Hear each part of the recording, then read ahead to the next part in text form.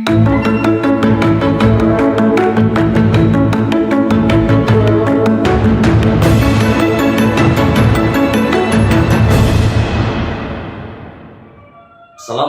warahmatullahi wabarakatuh.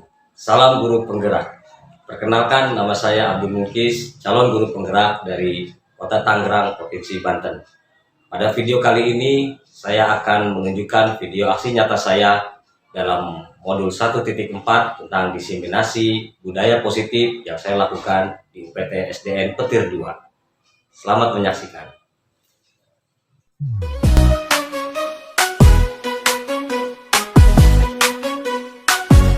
Mari bergerak bersama guru penggerak, menebar manfaat bagi pendidikan merdeka. Lekas bergerak dalam pendidikan penggerak, ciptakan generasi unggul penopang bangsa. Mari bergerak, lekas bergerak, dan selalu menggerakkan. Mari bergerak, lekas bergerak, dan selalu menggerakkan. Mari bergerak bersama guru penggerak, menebar manfaat bagi pendidikan merdeka. Lekas bergerak dalam pendidikan penggerak, ciptakan generasi unggul penopang bangsa. Mari bergerak, lekas bergerak, dan selalu menggerakkan. Mari bergerak, lekas bergerak, dan selalu menggerakkan.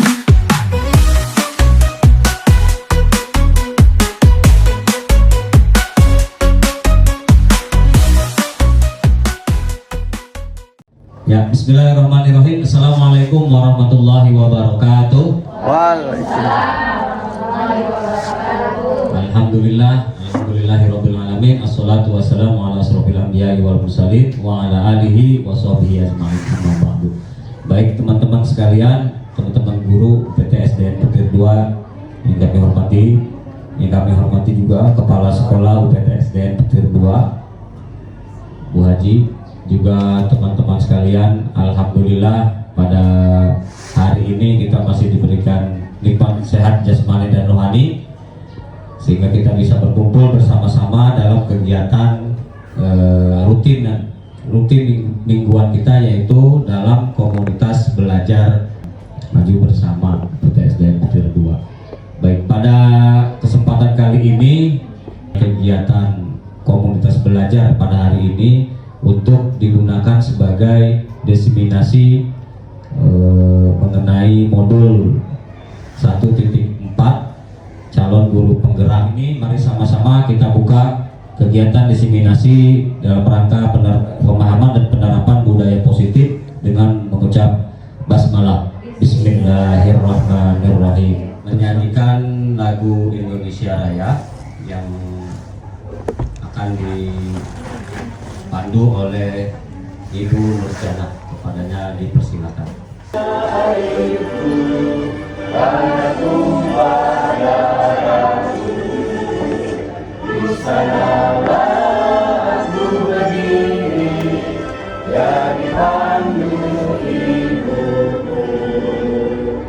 Indonesia kebangsaanku, bangsa dan tanah airku.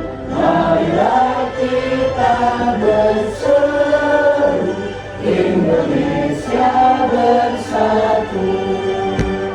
Hiduplah tanahku, hiduplah negeriku, bangsaku, rakyatku semuanya. Bangunlah jiwanya, bangunlah badannya untuk Indonesia Raya. Indonesia Raya, merdeka, merdeka, tanahku, negeriku yang kucinta. Indonesia Raya, merdeka, merdeka, hiduplah Indonesia Raya. Indonesia Raya, merdeka, merdeka, tanahku, negeriku yang kucinta. Indonesia Raya, merdeka, merdeka, hiduplah Indonesia Raya.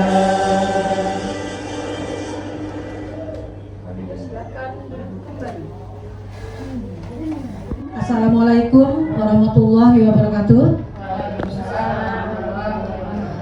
Alhamdulillahirobbilalamin wa bihi nasta'in wa la muhammadin wa ala alihi washabihi ajmain. Amma ba'du.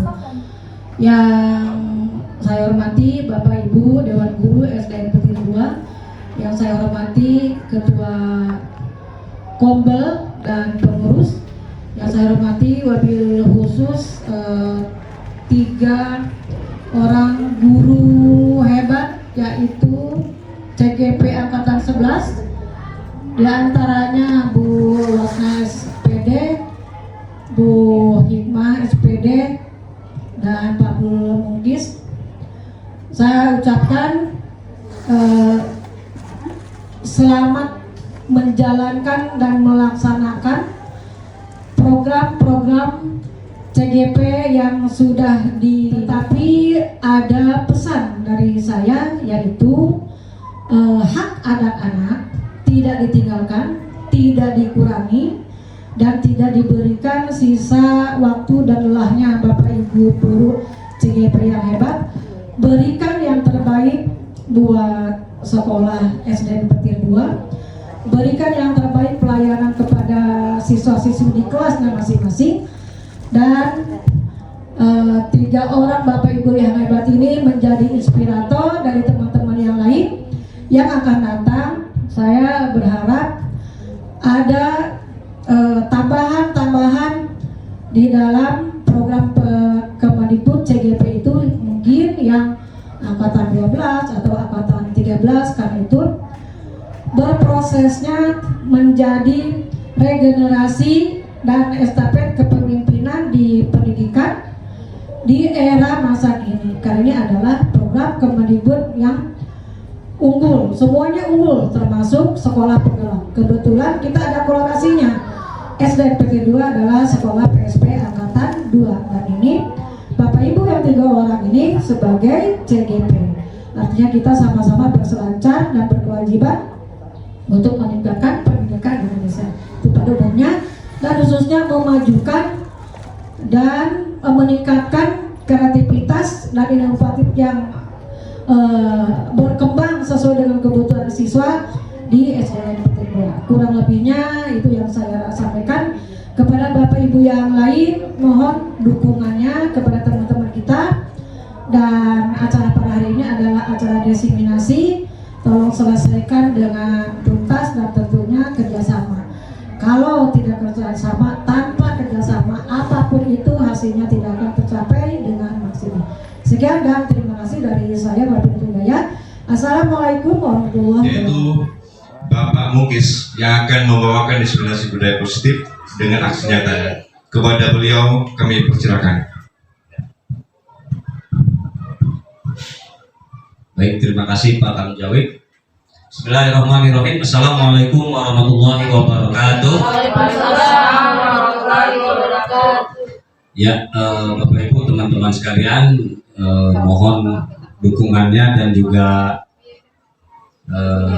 supportnya untuk aksi nyata saya dalam diseminasi budaya positif di SDN Petir 2 Kota Tangerang, Banten.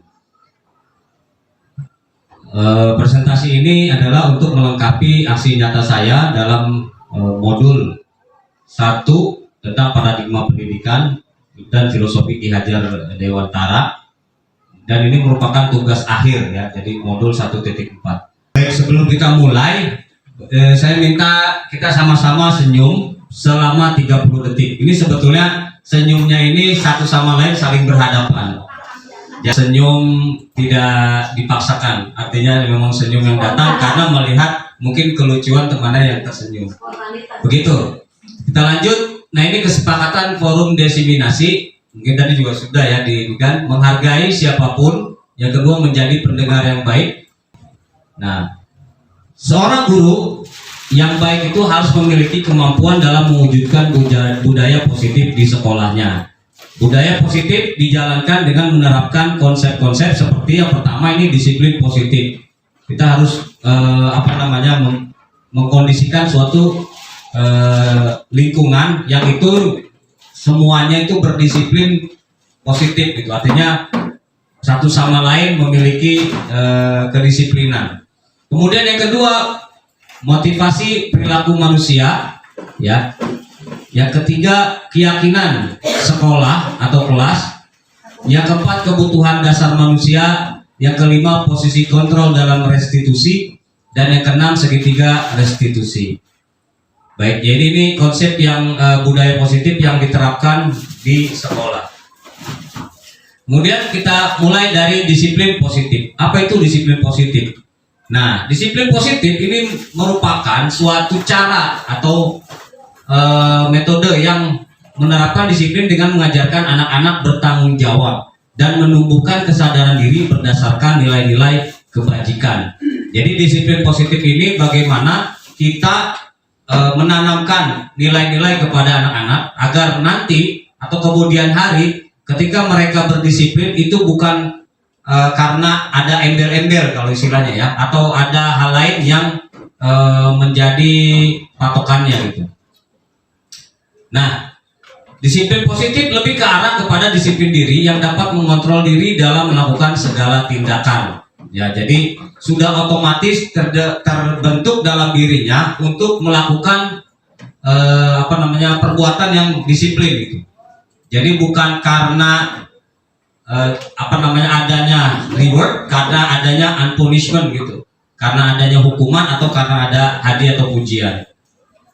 Baik, disiplin diri dapat membuat murid memahami dan menyadari berdasarkan motivasi internal. Jadi bukan karena akibat dari paksaan, pujian ataupun hukuman. Bisa dikatakan bahwa disiplin positif ini adalah bagaimana kita membuat atau mengkondisikan suatu disiplin itu menjadi kebutuhan. Ya, seperti halnya kalau kita melaksanakan ibadah ya, sholat itu kan merupakan suatu kebutuhan untuk diri kita sendiri. Nah, di sini juga bagaimana kita mengkondisikan siswa agar berdisiplin itu bukan karena hal lain, tapi karena kebutuhan yang ada dari dalam dirinya, sehingga ini adalah motivasi internal atau intrinsik yang muncul dari dalam diri siswa. Nah, apa saja sih yang menjadi patokan dalam membuat budaya positif? Yang menjadi patokan di sini kita sudah memahami sama-sama, yaitu 6 karakter yang ada dalam profil Pancasila. Ya, nyanyinya tadi sudah ya, saya ambil aja tadi nyanyinya. Yang pertama adalah beriman dan bertakwa kepada Tuhan Yang Maha Esa dan berakhlak mulia. Ya, kemudian mandiri, berkebinekaan global, bergotong royong, kreatif dan bernalar kritis. Contoh misalkan kita salah satu ambil beriman dan bertakwa kepada Tuhan Yang Maha Esa serta dan berakhlak mulia. Artinya kalau kita di sini ada kegiatan, yaitu kegiatan Jumat pagi, ya. Ini kan salah satu kegiatan yang masuk ke dalam karakter yang pertama ya, beriman bertakwa kepada Tuhan Yang Maha Esa dan berakhlak mulia. Bagaimana kita mengkondisikan kegiatan Jumat pagi itu mereka siswa sudah memiliki kesadaran diri, kemudian dia hadir dalam lapangan itu sudah siap begitu. Artinya kita sudah tidak ada lagi posisinya untuk meminta anak atau kalau diistilahkan dengan Bu Jakia sampaikan grow-growin gitu ya. Nah, jadi anak-anak tuh sudah ketika bel sudah kondisinya siap. Nah, itu bagaimana caranya tuh? Mungkin itulah yang mesti kita sama-sama kondisikan. Kemudian mandiri. Nah, ini juga mandiri kan ketika kita lihat anak-anak sudah dapat melakukan kegiatan pembelajaran ya. Ini khususnya dia sudah dengan kemampuannya atau kompetensi yang dia miliki, kemudian dia melakukan pembelajaran secara mandiri. Ya, jadi tidak karena ada yang temannya yang lain kemudian dia ikut-ikutan ataupun menunggu jawaban atau guru menjawab gitu ya. Tidak seperti itu, tapi memang dia punya kemandirian, punya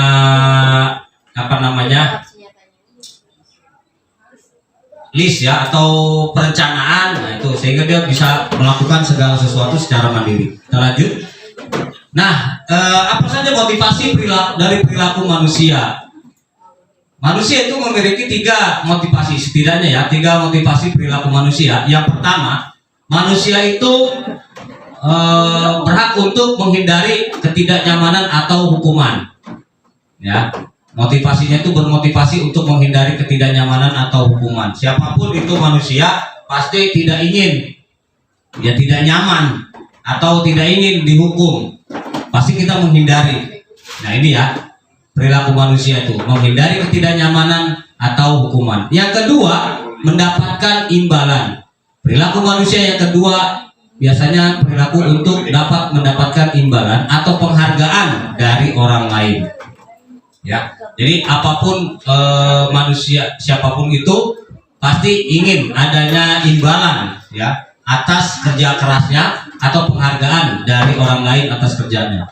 Kemudian yang ketiga, motivasi dari perilaku manusia itu adalah untuk menjadi orang yang mereka inginkan dan menghargai diri sendiri dengan nilai-nilai yang mereka percaya. Jadi menjadi orang yang mereka inginkan, tentunya satu sama lain punya cita-cita, punya keinginan, ya, dan juga punya rasa ingin dihargai. Setidaknya menghargai dirinya sendiri gitu. Dengan apa? Ya banyak ya. Ada juga bisa dengan perawatan diri, itu juga termasuk menghargai diri sendiri. Dengan mengkondisikan posisi ketika berbicara dengan orang lain, itu juga menghargai diri sendiri. Dan dengan nilai-nilai yang mereka percaya. Ya, tentunya nilai-nilai yang ada di dalam dirinya ataupun di orang-orang yang ada di sekitarnya. Ya, jadi ini 3 motivasi dari perilaku manusia. Lalu apa kita masuk dari perilaku manusia itu, kita lanjut kepada keyakinan sekolah atau keyakinan kelas. Keyakinan sekolah atau kelas ini di sini adalah suatu keyakinan yang diwujudkan atau yang dibuat secara bersama ya. Dan di sini guru berperan dalam mewujudkan terbentuknya keyakinan sekolah dengan adanya kesepakatan antara guru dan murid. Nah, tadi sudah kita praktekkan bersama ya di Bu Asna dengan Bu Hikmah, ada praktek membuat keyakinan kelas. Nah, sebetulnya ada 3 proses lagi dari 2 proses tadi. Jadi membuat kalimat negatif tadi sudah, kemudian membuat dari kalimat negatif itu dibuat ke kalimat positif. Ada tahapan lagi sebetulnya tadi, yaitu menjelaskan mana perilaku yang siswa menjadi hak siswa, mana yang guru, atau mana yang kedua-duanya. Contoh ya, memperhatikan guru ketika menerangkan pelajaran itu menjadi kewajiban guru atau kewajiban siswa saja. Nah, memperhatikan guru, siswa, berarti siswa menghargai satu sama lain, ini kewajiban guru atau siswa saja atau guru saja? Dua-duanya. Artinya di situ ada keyakinan kelas. Kenapa keyakinan kelas jadi kuat? Karena antara siswa dengan guru itu udah ada kesepakatan dari keyakinan itu. Jadi dalam tahapan itu masih ada 3 tahapan lagi. Nah, yang 4 itu yang tadi yang disebutkan oleh Bu Asna, ada yang nampak atau tidak nampak ya.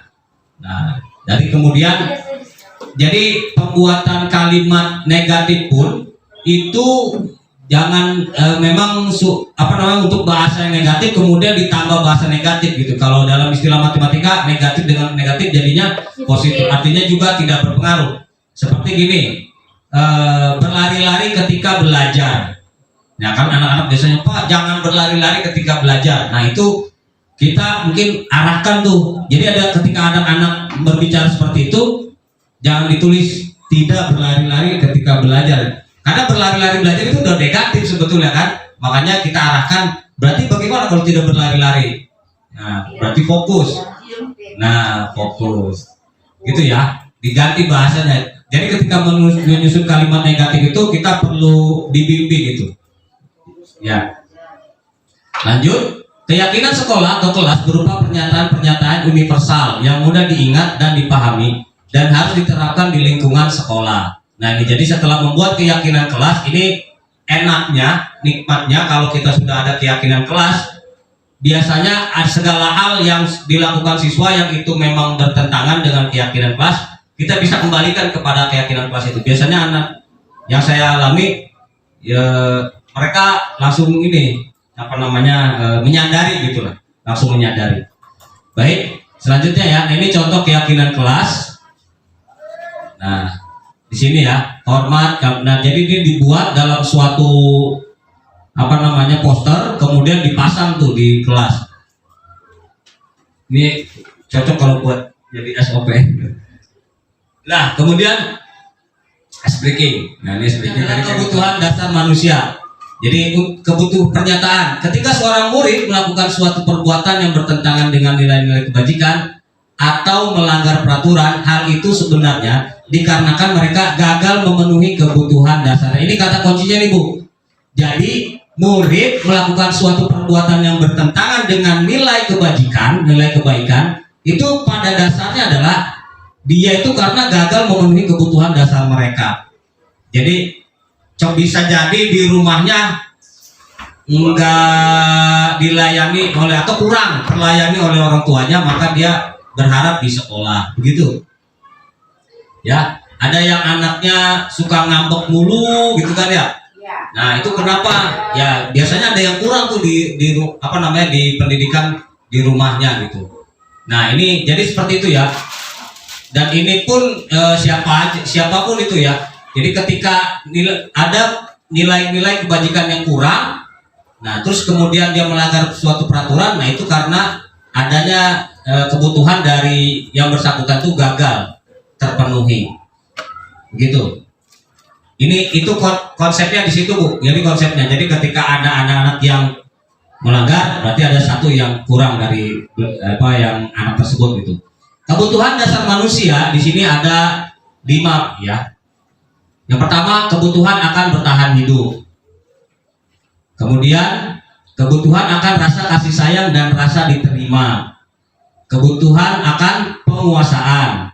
Kemudian yang keempat, kebutuhan akan kebebasan. Dan yang kelima, kebutuhan akan kesenangan. Nah, tentu tadi contoh-contohnya juga sudah disampaikan ya oleh Bu Hikmah dan juga Bu Wasna. Apa contoh dari bertahan hidup, kasih sayang dan rasa diterima, penguasaan, kebebasan dan kesenangan. Biasanya pelanggaran siswa ya yang mereka lakukan itu nggak jauh nih dari ini nih, ya, dari 5 hal ini. Ya, seperti tadi dicontohkan oleh Bu Wasna. Kenapa ini? Tadi contohnya apa? Dia karena apa tuh melanggar gitu? Atau tadi yang Bu Hikmah juga sampaikan karena apa? Karena kurangnya kasih sayang dan rasa diterima, gitu ya. Jadi dari 5 ini nih, dari kebutuhan dasarnya ini. Nah, kemudian ini ada satu studi kasus. Nah, studi kasus ini tadi sudah dibahas oleh Bu Hikmah. Saya mungkin lanjutkan saja ya. Nah, sekarang lanjut ke posisi kontrol.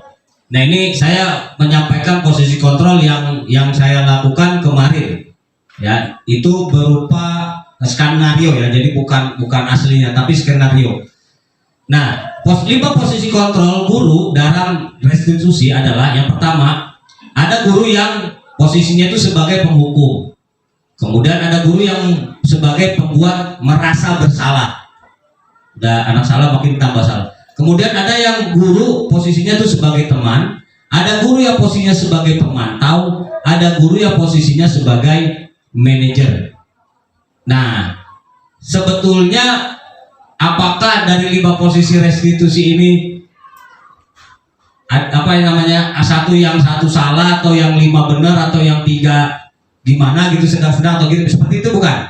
Iya, saya tahu begitu. Ya, jadi ada saatnya guru ya itu bisa memposisikan sebagai penghukum. Ada saatnya guru juga sebagai manajer. Namun memang kalau dalam hal restitusi atau untuk menstabilkan siswa ketika melakukan kesalahan, itu rangkaian itu maka kita pilih sebagai guru sebagai manajer. Jadi di sini yang bisa dikatakan komposisi lengkapnya itu di guru sebagai manajer. Ya, jadi sekaligus bukan hanya dia menegur, bukan hanya dia melihat doang kemudian tidak ada tindakan, tapi dia juga menegur kemudian memberikan solusi. Nah, seperti itu. Nah, lanjut. Nah, ini 5 posisi kontrol ya. Di sini hukum itu apa? Misalkan guru berbuat dengan menghadik, munjuk-munjuk, nyakitin, nyindir. Nah, gitu ya. Gurunya berkata, kamu tidak melakukannya, awas ya, rasakan. Tuh, itu guru yang menghukum tuh bahasanya. Atau guru yang ini karena identitas gagalnya jadinya menghindari hukuman. Tadi ya bisa dijelaskan ya. Manusia itu motivasinya itu perilakunya menghindari hukuman. Nah ini kemudian dengan rasa membuat bersalah dia guru berceramah dan mengatakan seharusnya atau ibu kecewa. Nah ini ya hasilnya apa kalau misalkan kita menghukum? Nah ini anak jadi memberontak dan menyalahkan orang lain, berbohong. Kaitannya dengan dunia yang berkualitas, murid meletakkan guru di luar dunia berkualitas. Kata muridnya, biarkan saja nanti juga marah-marah lagi gurunya gitu, ya kan? Yang dampaknya pada murid mengulangi kesalahannya. Itulah jadi kenapa dia ngulangi lagi, karena cuma diomelin gitu. Dihukum doang. Nah kemudian sebagai pembuat rasa bersalah. Nah ini apa namanya, guru yang memposisikan sebagai pembuat rasa bersalah, akhirnya muridnya ini hasilnya adalah menyembunyikan dan menyangkal suatu kebohongan. Jadinya akhirnya gurunya itu nyimpen, ya udah murid itu udah dimin aja dah gitu ya, padahal itu harusnya diperbaiki. Terus kemudian muridnya meletakkan guru di dalam dunia yang berkualitas. Benar, gurunya dia di depan nih sama guru ini nih, karena ya merasalah terlindungi gitu kan. Nah muridnya berkata maafkan saya. Nah gurunya merasa merendah diri gitu ya. Nah ini adalah identitas gagal atau kontrol dari luar. Nah sedangkan identitas berhasil dan sukses, kontrol dari luar adalah mengharapkan imbalan yang atau tergantung pada orang lain. Nah di sini jadi ini tahapannya ya, dari menghukum, membuat bersalah, teman, pemantau dan juga manajer. Nah di sini ayolah lakukan demi ibu, masa kamu tidak mau? Ingat, tidak, ibu pernah bantu bla bla bla bla bla bla. Nah, itu dia karena menganggap murid itu sebagai teman. Dan sebagai pemantau dia biasanya nih apa peraturannya. Nah gitu-gitu aja. Coba kita punya peraturan bagaimana? Gitu kan. Nah sedangkan kalau misalkan dari identitas berhasil atau sukses, kontrol berdasarkan kontrol dari diri, dalam diri sendiri. Nah jadinya apa yang kita yakini, apa yang bisa kau kerjakan untuk memperbaiki masalah ini. Nah ini karena apa? Karena sudah ada keyakinan kelas. Baik, nah ini posisi kontrol restitusi dari di antara kelima posisi kontrol tersebut. Nah sebaiknya guru menggunakan posisi kontrol sebagai manajer. Nah ini dia contohnya. Ini jadi ini peristiwa skenario yang pertama ini saya buat tidak melaksanakan piket. Kalau tadi Bu Wasna nggak pakai seragam ya. Kalau ini tidak melaksanakan piket, jadi apa konsekuensinya? Jadi ketika Jovan ini bukan tidak melaksanakan piket, tapi lalai melaksanakan piket. Artinya piket belum selesai, udah kabur aja gitu, udah pergi. Nah, jadi dia karena jadi skenario nya dia malas melaksanakan piket, terus dia memilih jajan di kantin. Jadi guru sebagai manajer dapat berbuat sesuatu yang bersama murid, mempersilahkan murid bertanggung jawab dan mendukung murid agar dapat menemukan solusinya. Jadi di sini saya posisinya seperti tadi disampaikan oleh Bu Wasna dan juga Bu Ik ya. Jadi ada 3 tahapan dalam segitiga restitusi. Nah posisi kontrol restitusi, selain itu posisi manajer mengacu pada restitusi yang dapat menjadikan murid sebagai manajer bagi dirinya sendiri, sehingga dapat tercipta identitas positif pada diri murid. Jadi yang pertama apa saja posisi restitusinya? Ini terlihat dalam segitiga restitusi. Tahapan dari segitiga restitusi, yang pertama menstabilkan identitas, yang kedua validasi tindakan yang salah, dan yang ketiga menanyakan keyakinan. Contoh, misalkan tadi yang kasus tadi Jovan itu adalah skenarionya dia lalai melaksanakan piket, ya kan? Nah maka kita ketika kita sampaikan, kebetulan piketnya ini setelah kegiatan sekolah, artinya nggak pulang. Nah kita panggil, kemudian karena teman-temannya sudah melaksanakan piket, dia bantu, dan setelah itu kita sampaikan, nanti setelah piket mohon tunggu sebentar di kelas ya. Nanti setelah selesai mengerjakan piket, kita ngobrol-ngobrol. Nah ngobrol-ngobrol itu apa? Kita menstabilkan identitasnya. Nah ya seperti contohnya misalkan bahasanya Jovan tadi nggak piket kemana, atau tadi piket belum selesai, jawaban belum nggak terlihat itu kemana gitu kan. Nah dia akan menjelaskan tuh, aku saya males pak piket begini karena gitu-gitu doang piketnya. Nah, baru tuh terus kemudian kita sampaikan bahwa lanjut ke validasi tindakan yang salah ya, bahwa sebetulnya piket itu harus dilaksanakan secara bersama-sama gitu kan. Kita punya keyakinan bahwa kebersihan kelas adalah tanggung jawab bersama, tanggung jawab Bapak, tanggung jawab kita juga, tanggung jawab kamu juga termasuk di situ di dalamnya. Dan kita sudah membuat yang namanya jadwal piket. Nah, itu udah dari kesepakatan bersama, dari pilihan bersama-sama. Nah setelah itu kemudian ini setelah validasi tindakan yang salah itu dia terima, baru kita tawarkan atau menanyakan kira-kira apa solusi, konsekuensi yang bisa kamu kerjakan untuk membayar kesalahan kamu ini. Nah biasanya waktu ini di video itu dia menawarkan untuk menjadi pengawas piket. Jadi teman-teman itu dari dalam seminggu itu dia berjanji ingin mengingatkan teman-temannya untuk melakukan piket. Nah itu jadi biarkan solusi dari kesalahan yang dia perbuat itu datangnya dari dia dulu gitu Bu. Nah kalau misalnya tidak ada, Bu, mungkin kita berikan beberapa stimulus atau opsi. Nanti dia yang pilih. Seperti itu ya. Nah kemudian, ini tahapannya, menstabilkan identitas, dilakukan berdasarkan prinsip bahwa kesalahan adalah bagian dari proses pembelajaran, gitu ya. Jadi jangan diperdalam lagi kesalahannya, tidak, ya sudahlah itu memang lagi belajar. Karena saya pernah juga sampaikan ya, seperti tadi Puasa sampaikan. Ya, jadi siswa itu nggak ada yang nakal, tapi yang ada adalah kelebihan tenaga. Gitu. Jadi kadang perilakunya itu karena tenaganya berlebih, dia bingung mau menyalurkannya kemana gitu. Nah kemudian yang nantinya dari menstabilkan identitas ini, dari yang tadinya gagal ke arah nanti identitas yang sukses gitu ya. Jadi menstabilkan identitas ini tidak mengkultuskan itu bahwa itu salah begitu, menghakimilah lebih kurang seperti itu ya. Kemudian yang kedua prosesnya adalah dari segi tiga restitusi, menstabilkan identitas.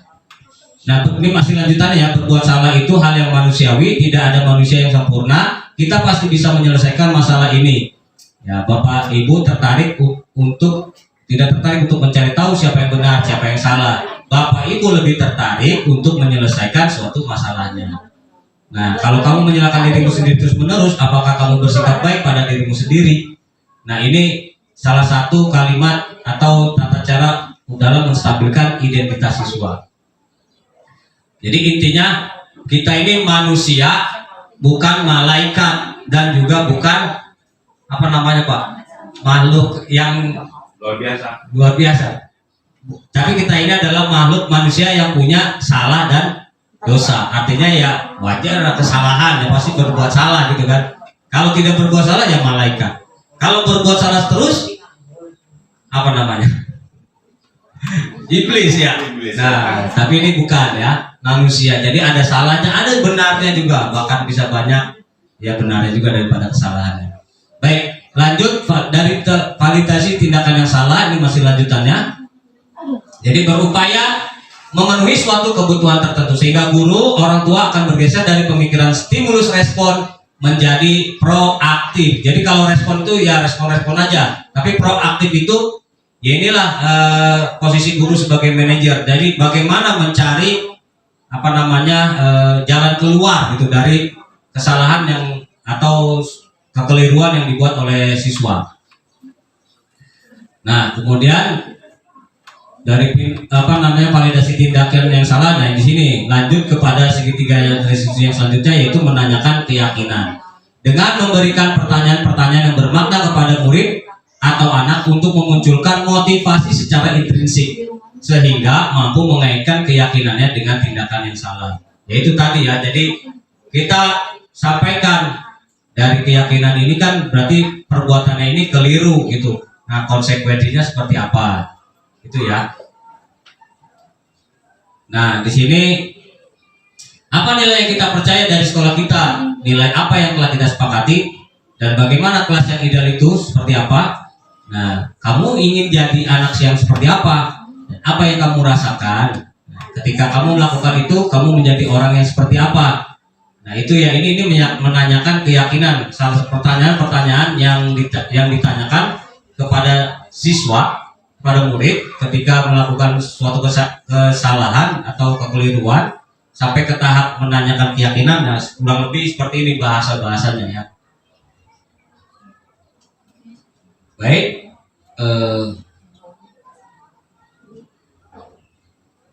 nah ini tadi permulaannya. Oke, baik, terima kasih atas kesediaan dari teman-teman guru sekalian.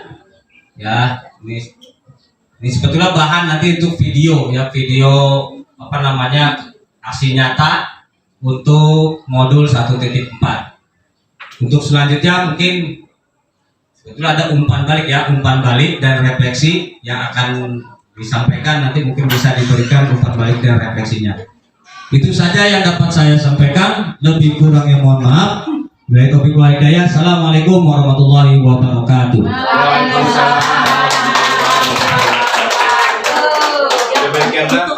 Sebelum saya menutup acara ini, saya minta closing statement-nya Pak, ya, untuk acara ini. Kami persilakan. Untuk perilaku atau budaya positif di sekolah, kita pakai 3M ya. Mulai dari saat ini, apalagi mulai dari diri dan mulai dari hal-hal yang kecil. Jadi mulai dari diri, mulailah saat ini, dan mulailah dari hal-hal yang kecil. Apa itu? Buatlah keyakinan kelas. Terima kasih. Kalau untuk saya, kita sebagai pendidik haruslah selalu mempunyai rasa senang terlebih dahulu, kemudian kita selalu semangat untuk mendidik anak bangsa untuk lebih maju lagi sesuai dengan budaya positif yang ada di sekolah. Dari saya, sebelum membahagiakan murid, benar, gurunya dulu harus bahagia. Jadilah guru yang menuntun. Jadi sebelum mengajak murid untuk menjadi yang terbaik, jadilah diri kita yang terbaik agar kita dapat memberikan tuntunan yang terbaik untuk anak-anak didik kita. Salam guru penggerak. Guru tergerak, bergerak, dan menggerakkan. Guru bergerak, Indonesia maju. Iya, begitulah Bapak dan Ibu Guru atas statement dari ketiga dari kandidat kita di CGP, gitu ya. Mudah-mudahan bermanfaat buat kita semua. Kita tutup acara ini dengan bacaan Alhamdulillah. Mohon maaf saya sebagai pribadi. Akhirul kalam. Assalamualaikum warahmatullahi wabarakatuh. Terima kasih. Demikian video aksi nyata saya tentang diseminasi budaya positif di lingkungan sekolah saya. Semoga video ini menjadi inspiratif buat teman-teman semua. Akhir kata dari saya, semoga tetap bergerak, lekas bergerak, dan mari menggerakkan. Assalamualaikum warahmatullahi wabarakatuh.